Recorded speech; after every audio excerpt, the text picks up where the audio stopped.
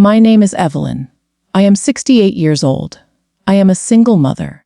My husband passed away many years ago when my son was still very small. From that day, my life changed forever. I became both mother and father to my child. I had no one else in this world but him. When my husband passed away, I was very afraid. I did not know how I would raise a child alone. But when I looked at my son's small face, sleeping beside me, I felt strength in my heart. I promised myself I will protect him. I will never let him feel alone. I worked very hard. I cooked simple food. I washed clothes with my hands. Sometimes I cleaned other people's houses. Many nights I went to bed tired and hungry, but I always made sure my son ate first. When he smiled, my pain became lighter. When my son was small, he often fell while learning to walk. Each time he cried and reached for me, I held his hands and said, "Don't be afraid. I am here." When he was sick, I stayed awake all night, touching his forehead and praying he would be fine. Slowly, year by year, he grew up. My hair turned gray. My body became weak, but my love never became weak. When my son became a man, he worked in the fields. Every evening I waited for the sound of his footsteps. I cooked his food and cleaned the house. When he came home tired, I felt happy just seeing him safe. I did not want money. I did not want comfort. My son was enough. One day my son came to me and said, "Mother, I want to get married." I smiled at him.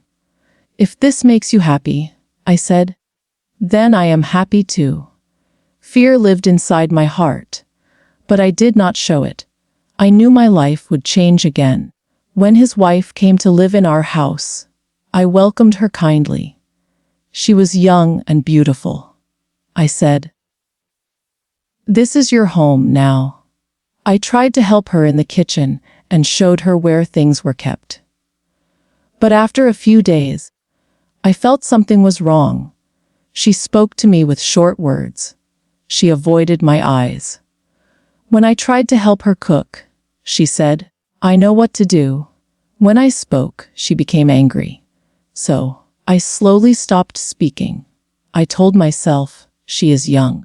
She needs time. One evening, my son came home very late from the fields. His clothes were dusty. His face looked tired. He sat down and said, "Wife, I am tired. Please bring me some water." There was no answer. After some time, he called again. "Wife, I am hungry. Where is my dinner?" Still there was no answer. I was in the next room. Our house was small and the walls were thin. I heard my son stand up. His voice became louder. "Why don't you answer me?" he asked. Then I heard her cry. "It's your mother," she said. "She hates me. She keeps shouting at me. She calls me lazy and stupid. She says, 'Why did my son marry a girl like you?'" My hands began to shake. Those words were not true, but I stayed silent. My son said, "Please." His voice soft, "He is old. Try to live peacefully with her." She answered angrily, "There is no dinner. I could not cook. That old woman keeps telling me what to do. Everything I do is wrong." My son sighed. "She is my mother," he said. "This is her house, too."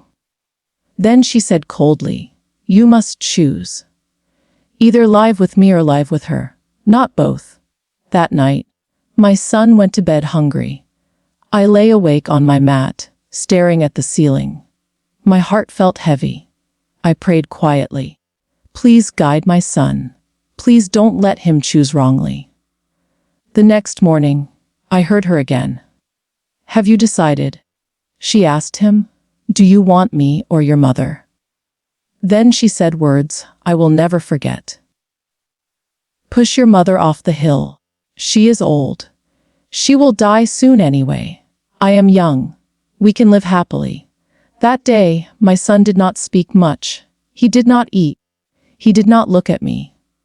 For the first time in my life, I felt afraid of my own child. That night, he came to me and said quietly, "Mother, we are going on a journey tomorrow." I looked into his eyes.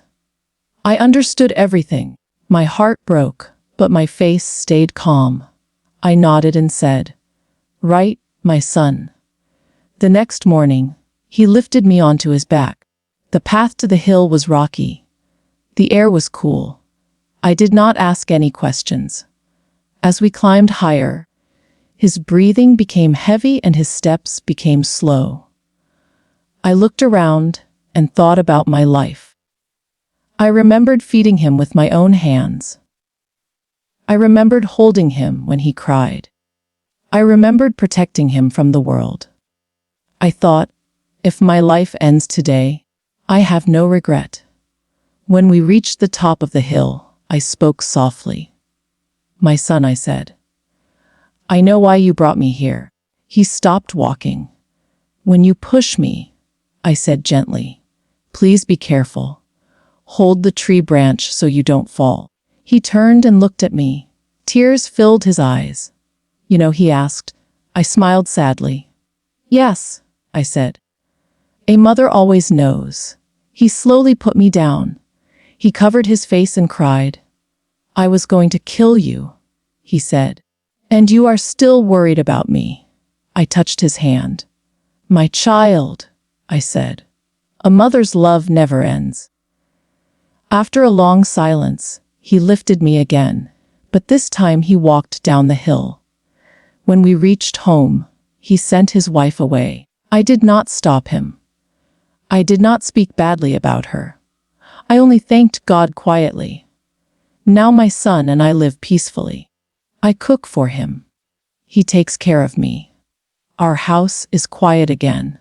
A mother's love asks for nothing. A mother's love never dies. Never forget the one who gave you everything.